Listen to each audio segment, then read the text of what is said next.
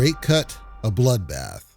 CryptoTalk.fm. My name is Leister. I'm your host. Jerome Powell, the Federal Reserve, announces a 0.25 BP cut, so a 0.25% cut.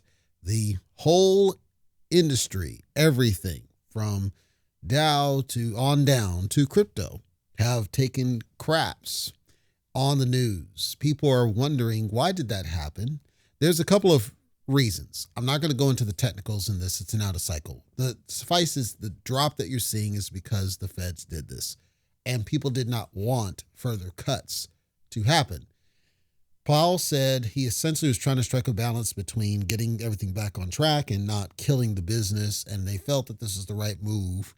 I don't think people have a problem with the rate cut. I think people have a problem with the timing of the rate cut because, as I've said, and tinfoil, okay, time to get my credit, because I said it seems like every time there's these runs, we have some event that kills the business. It happens all the time. It's the timing that's got people kind of up in arms, not necessarily the event. I honestly believe in the long run, a rate cut is good. I said that back when we were first talking about it. I said that rate cuts I think would be a good thing, as long as they're done correctly.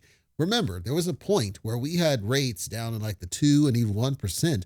There are people now sitting on houses that refuse to sell because they know they're going to lose those amazing rates that they locked in for 30 years. So they don't want to sell their house. That's creating a supply constraint.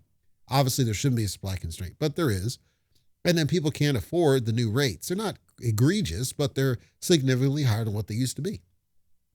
And the thought is if you drop the rates, it's going to encourage more spending.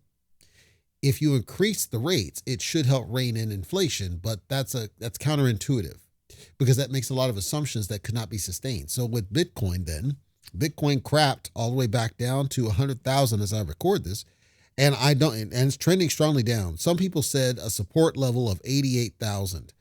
In the weekly update, I speculated that we were possibly going to head back down. That was because not of Jerome Powell, but just in general, I thought that it was running too hot. You know, we were due for some sort of correction, level setting, get back on track and what it is. I don't know at this point if it's a long-term deal. I knew, again, that it was going to go down, but I wasn't sure it was going to stay down. I figured it'd be, we'll get back on track and everything be cool. But this is I think it's good for an awareness for you to understand how we have linked the larger economy and the normal, the stock, the so-called traditional finance side into cryptocurrency in a very dangerous way, and why I keep emphasizing that it's all gambling, rolling the dice for these situations. Bitcoin, just within a day, was close to 107,000. It was running hot, running up. This whole thing happens with the Federal Reserve announcement, and all of a sudden it craps back down to 100,000 with a downward trend. The belief is they're thinking that the inflation numbers are higher than what they wanted. They're thinking that they said that they felt like they had to do it. And what really put the cherry on it was the expectation that there's going to be even more cuts, but not to the degree that was expected. So if we think that the cuts going back down to like the 2s, that's mythical. It's not going to happen. They're thinking probably about 4, maybe 4.5, which isn't bad, but it's not where we wanted it to be. Part of Bitcoin now, and the reason that I think if you can buy dips, I would recommend it.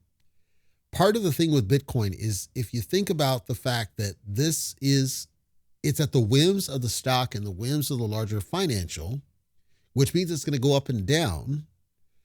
If you look at it, we still have not seen the biggest impact of the halving, but more importantly, you have an opportunity to stack more of it on the cheap and watch it go even higher, because it's going to go higher simply by virtue of constraint, demand.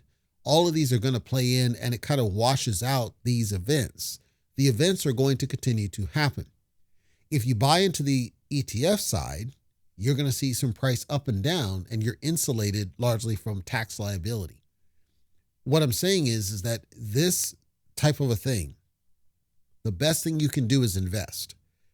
Take these as discounts, take these dips, not garbage coins, I'm talking this kind of stuff where it's a reliable something.